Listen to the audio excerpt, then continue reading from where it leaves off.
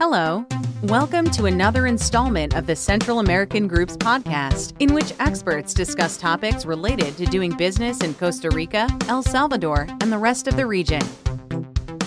Hello, and welcome to another installation of the Central American Group's series of podcasts. In these conversations, we speak to people that are within the organization and external to the organization. Today, we're pleased to have somebody that's from outside of the organization, a group called PROESA. PROESA is the foreign investment promotion arm of the Salvadoran government. Today, we have with us Javier Galdamez. He's the investment director. How are you today, Javier? Hi, I'm fine, Steve. Thank you. Could you tell us a little bit about yourself and the organization that you represent? Yes, well, my name is Javier Galdamez. I'm the investment director for PROESA. I was hired in this new government, and I've been working on investment for the past 6 years on the Ministry of Foreign Affairs, which had a different twist because it was mainly focused on the investment of our diaspora. But now I received the opportunity to bring all the good work that was done specifically on the topic of Salvadorans living abroad, but making it a little bit bigger, heavier, with a broader perspective. And now we're basically working with PROESA, which is the investment promotion agency that has mainly three pillars. One of them is exportation promotion. The other one is investments. And the third one is the PPPs, the public-private partnerships. That's interesting. One thing that we'd like you to comment on is we've all read in the U.S. here about the election of a very young president in the country. I believe he's 37 years of age. Can you tell us a little bit about the new government and what it's doing to attract foreign investment to El Salvador and make the country more business friendly? Well, you know, the President Bukele, yeah, he is very young. He's 37 years old, like you say, and he's impregnating the whole government structure with a lot of dynamics, mainly using social media in order to move and execute and going beyond of a mere promise whenever you're in a presidential campaign. Well, actually moving forward, giving results. So his main focus has been based on what you find in the private sector. It's based on results. So if you don't have results within a specific time frame, you're lost. So just like maybe the U.S. experience, Twitter it became a very relevant platform. And in this case, we are continuously being informed and continuously being generated content in order for not only the public official, but also the population is getting to know more upfront what is going on and actually what are the main aims of this new government. And within those new aims, there have been two main issues that are being treated upon. The first of them has got to do with crime rates. And there has been a territorial program that has been going on since day one. And we have been receiving a very positive feedback regarding our numbers, where you've seen that the rates have gone completely down, and that's why we received on behalf of the U.S. Embassy here in El Salvador the rating and the possibility for travel from people from the U.S. to come to El Salvador, because now we moved from a category 3 to a category 2, where you can come and do business, come and do tourism, because the numbers are speaking themselves. Actually, yesterday was one of the days that have recorded the least, or not the least, at least to what the president said. It was homicide rate was 0. So that's a very positive feedback of what's going on. And the second issue is that since the president himself is a businessman, the government structure has been thought out very pro-business in order for us to seek within the each institution what each one can build upon and facilitate doing business in the country. So that has also to do a lot with the new philosophy of how things are moving down here. Well, that's interesting. I had the pleasure of traveling down to El Salvador and had a little bit of an opportunity to go around the country, and at least from my perspective, everything seemed tranquil, and it looked like it was a place to go. But obviously, I know that your president is looking at certain sectors of the economy that he wants to concentrate on. Could you tell us a little bit about the sectors that you're looking at and where you think made to lure investments from? Exactly. Well, as you may know, since we're part of the whole hemispheric negotiation ideology of where all the free trade agreements and all the spaghetti bowl, where have we gone? Where has it gotten us up to this point in time? We have a lot of free trade agreements. One of the maybe it's the most important one is CAF.ZR, which is the one that we negotiated as Central America with the U.S. And all the investment protection issues that you find on a Chapter 10 that apply to investors from abroad. In this case, investors from the U.S.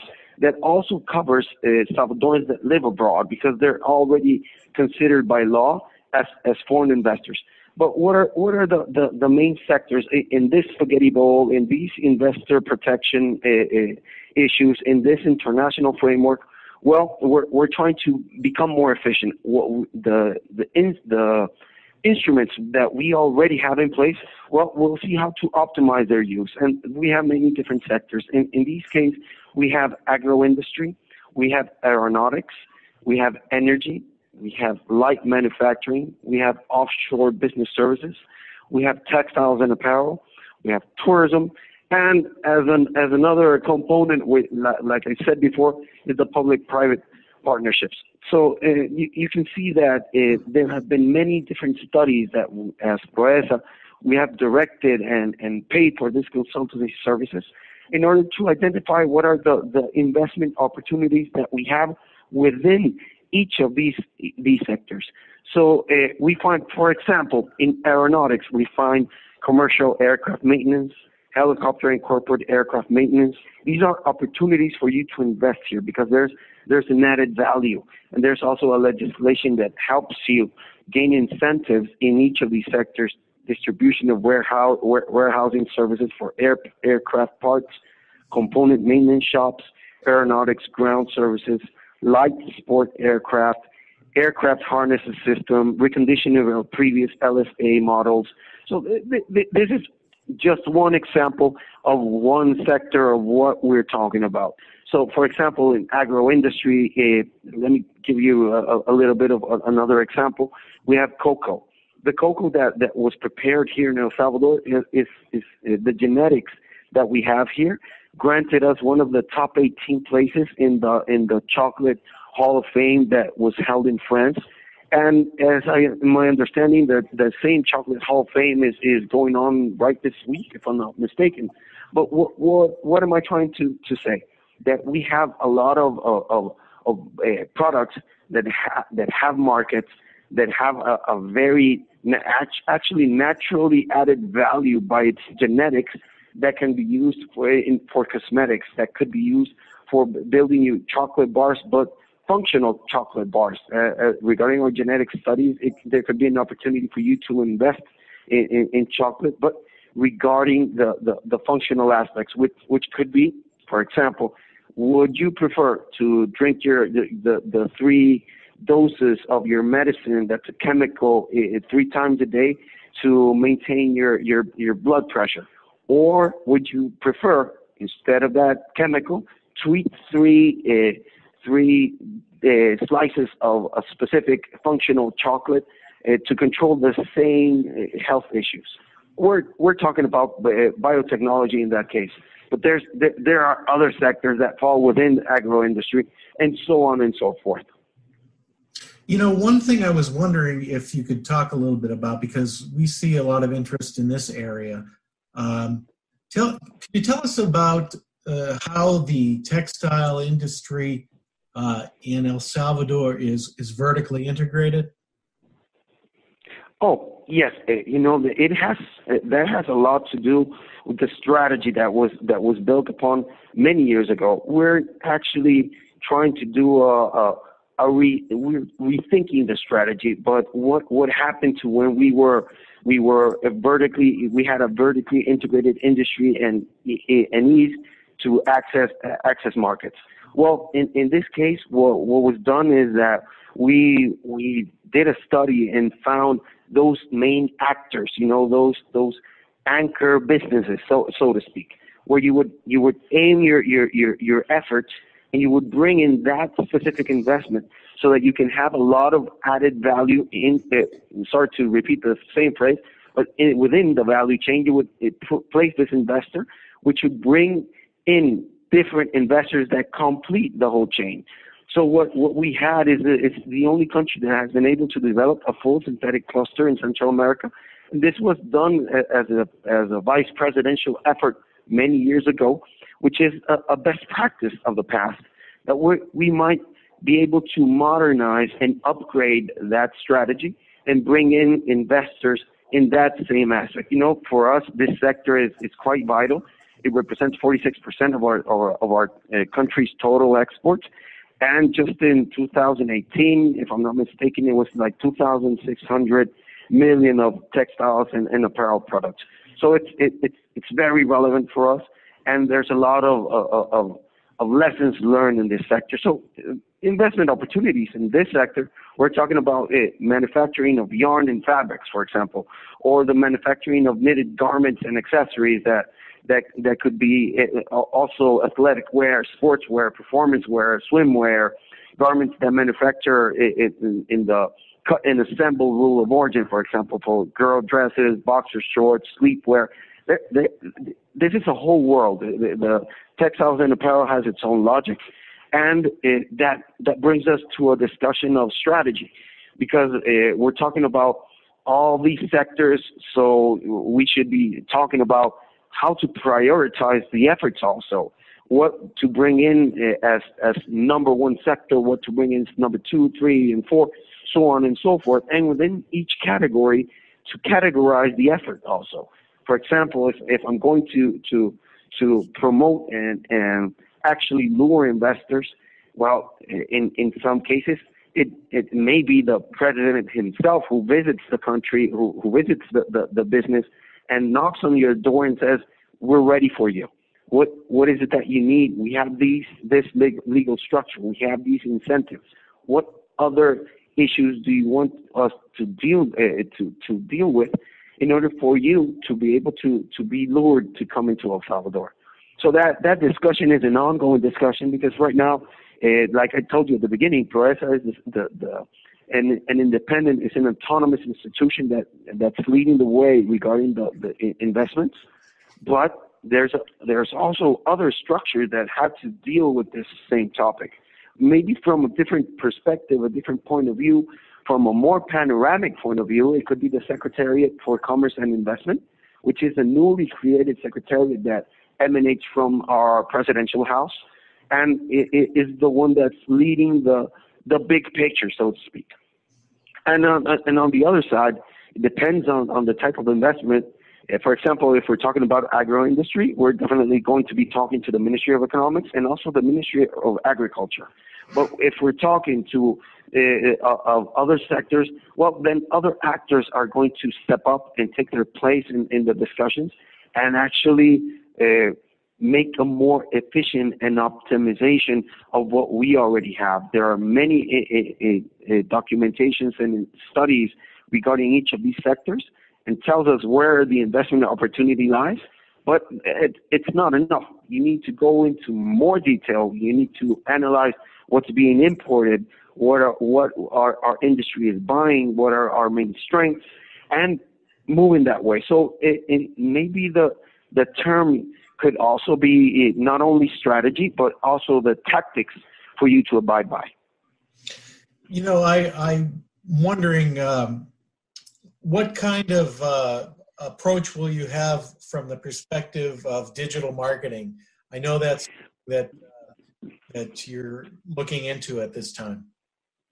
Yes, you know that actually, quite literally, a professor from the MIT wrote literally the book on platform revolution, and we see that there's a lot of logic for us to enter into a 2020 year 2020 approach, where if you're not online, you might as well don't exist. So the whole government, which is something that I'm pretty proud of, that it emanated inclusively from our presidential house, where you find a specific secretariat that's going to develop a digital strategy. However, a digital strategy that's transversal to all the issues that a government has. So when we're talking about platforms, we're talking about data, we're talking about users, we're talking about competition, we're talking about network effects, we're talking about two different type of users. On one side, you find the common everyday user, you know, your citizen, your foreign investor, whomever makes use of a governmental platform. And on the other side, you find a governmental actor, you know, the one that brings you the service, the one that solves your problem, the one that gives you content, and generally is creating the link point for you to interact as a citizen with the government. So definitely the strategy is including a digital view of how doing business in El Salvador should be quick, should be easy, should be quite an easy access approach, and you know, cutting the red tape with technology. If we're, as you can see, it's not only developing an investment strategy and tactics, but it also has to take into account many different perspectives and many different points of touch with our clients. We're talking about customs. We're talking about a ministry of environment that grants you the permits. We're talking about a center for a national registry where you register your enterprise as an LLC, for example, which we call Sociedad Anónimas here. So you have to integrate and make it easy. You know, that experience that you get when doing Amazon, when buying something on Amazon. Why is it that you do it? Why is it that Amazon Prime is now so important? Because it's convenient. It makes it easy for you. And if I'm talking to you about foreign investors, there is a big word in those two, in that concept. Foreign. You're not around the corner. You're in another part of the world. But we want to make that easy still. We want to make that easy for you. That doing business, you know, the ratings and all the indexes, well, it should make you become better, make you more efficient. And technology is definitely the way to go. So just to summarize, that digital approach should really take into account the business point of view, the business perspective, the doing business, the investment point of view. If not, the PROESA will definitely not take advantage of how the whole government is thinking, because we're glad to say that it's not only PROESA, but it's also, for example, a central bank that invested in software, hardware, around, if I'm not mistaken, like $15 million worth of hardware and software, processes that are related to an import and exports that used to take 28 days. Now with technology, it only takes you 14 seconds. And that's exactly the view that we want to impregnate every single aspect of doing business in El Salvador. So that's quite a way to go, and that's a very good example of what things are what is going on in El Salvador right now. You know, it seems that given the security situation and that becoming better, and given the fact that you just explained one of the main priorities of the Salvadoran government is to make doing business in the country easier through digital means, it seems like you've got good prospects for the future. I think so, and definitely we will be trying to, make a very impactful efforts regarding to where we're going to hunt for investment. And the U.S. for us is such an important business partner that we see it in every aspect of our data. And our main business partner in economic and macroeconomic terms is the U.S. On the second place, it would be the Central American market, which is the Northern Triangle mainly. It would be Honduras and Guatemala. And in the third place, you could place the European Union. And as you can see, we are already talking about free trade agreements with each of these states. And the whole logic is to make it easy, to not discriminate a foreign investor, give him national treatment, the best treatment possible, so it's fair and equitable treatment for that investor. All those protections are already in place. You have a CAFTA, you have a Chapter 10, you have an investment law that regulates here.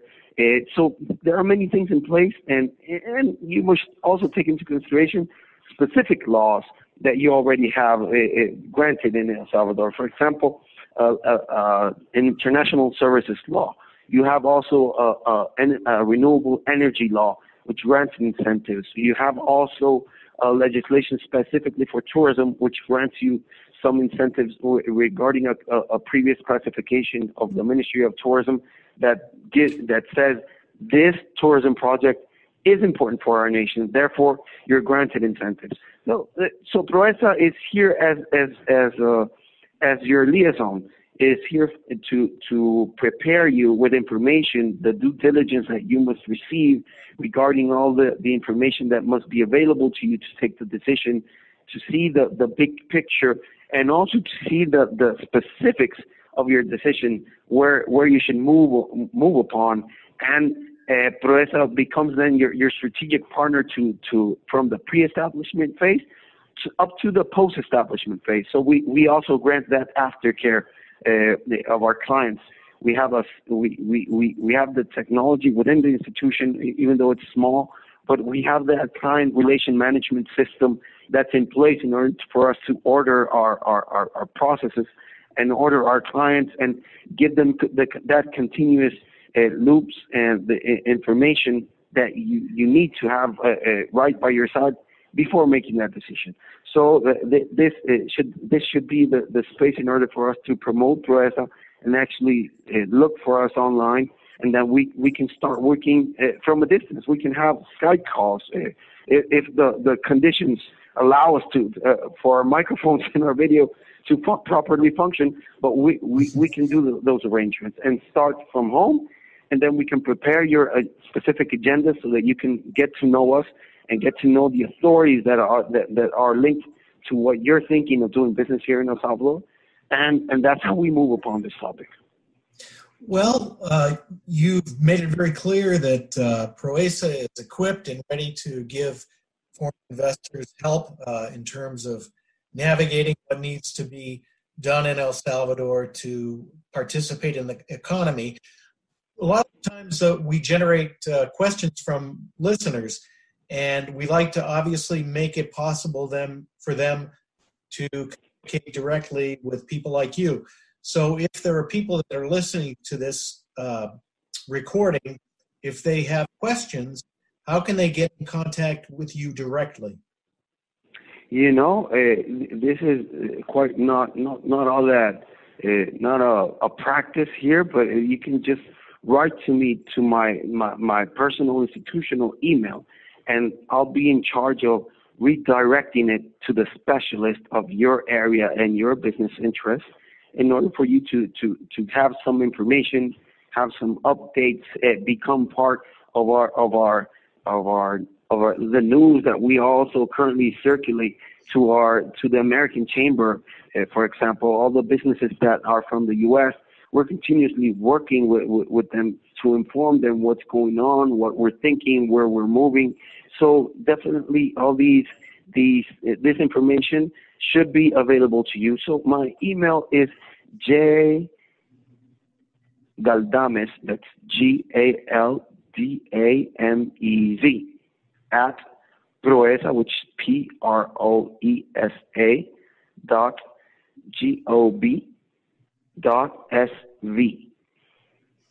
It's J. Galdames. Okay, what we'll do in addition to that is we'll have that in the transcript of this discussion. Okay. People can get in contact with you, and like you say, if they need to be directed to somebody with a certain expertise, you'll be willing to. Definitely. And you can also check our website, which is also being renewed, but you can just find it in PROESA El Salvador. The Google will send you directly to us. That sounds great. I want to thank you for taking the time, Javier, to speak with us today, and we wish you good luck in all of your efforts in the future. Thank you so much, Steve, for the opportunity. You're welcome, and have a great day. Okay, take care. Bye-bye. Bye now.